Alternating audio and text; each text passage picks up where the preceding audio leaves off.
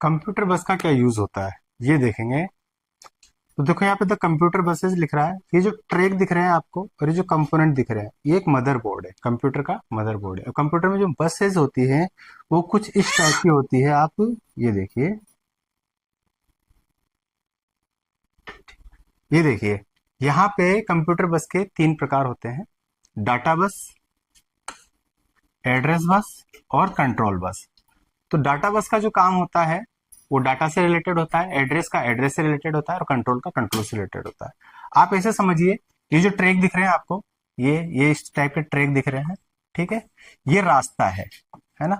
और जो बस होती है, बस कोई दिखने वाली चीज नहीं है। इसके अंदर एक तरह से जो करंट होता है उसको आप बस मान सकते हैं। करंट होता है लेकिन दिखता नहीं है, इसी टाइप से बस होती है लेकिन दिखती नहीं है। तो जो डाटा बस का काम होता है वो होता है डाटा को ट्रांसफर करने का।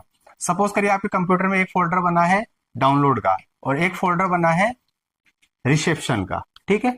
तो ये डाउनलोड वाला जो फोल्डर है और रिसेप्शन वाला जो फोल्डर है, आपको रिसेप्शन वाले फोल्डर से डाउनलोड वाले फोल्डर में एक फाइल ट्रांसफर करनी है।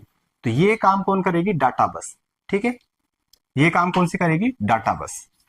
और एड्रेस बस का जो काम होता है वो होता है एक्चुअल एड्रेस पे पहुंचाना। सपोज करिए ये डाउनलोड वाला फोल्डर है, ये रिसेप्शन वाला फोल्डर है, इसके बीच में चार फोल्डर और बने हुए हैं, है ना, अलग अलग नाम से। तो ये जो एड्रेस बस का काम होता है, हम जिस फोल्डर में कमांड देंगे उसी फोल्डर में ले जाके फाइल को ट्रांसफर करेगी ये।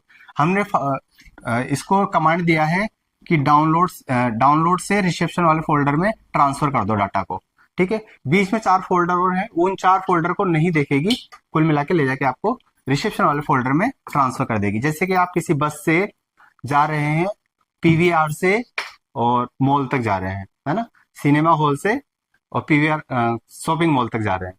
तो आपको जो बस है वो सिनेमा हॉल से और मॉल तक ही ले जाके छोड़ेगी। बीच में चाहे रेलवे स्टेशन आए, चाहे बस स्टैंड आए, चाहे कुछ भी आए, वो आपको नहीं छोड़ेगी, एक्चुअल एड्रेस पे छोड़ेगी। तो यही एड्रेस बस का काम होता है इसके अंदर।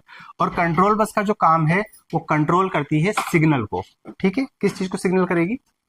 जैसे कि बस है आपकी, पीवीआर से आप जा रहे हैं, सिनेमा हॉल से जा रहे हैं आप शॉपिंग मॉल तक, तो बीच में कई सारे सिग्नल आ रहे हैं, एक सिग्नल आया, दो सिग्नल आया, तीन सिग्नल आया।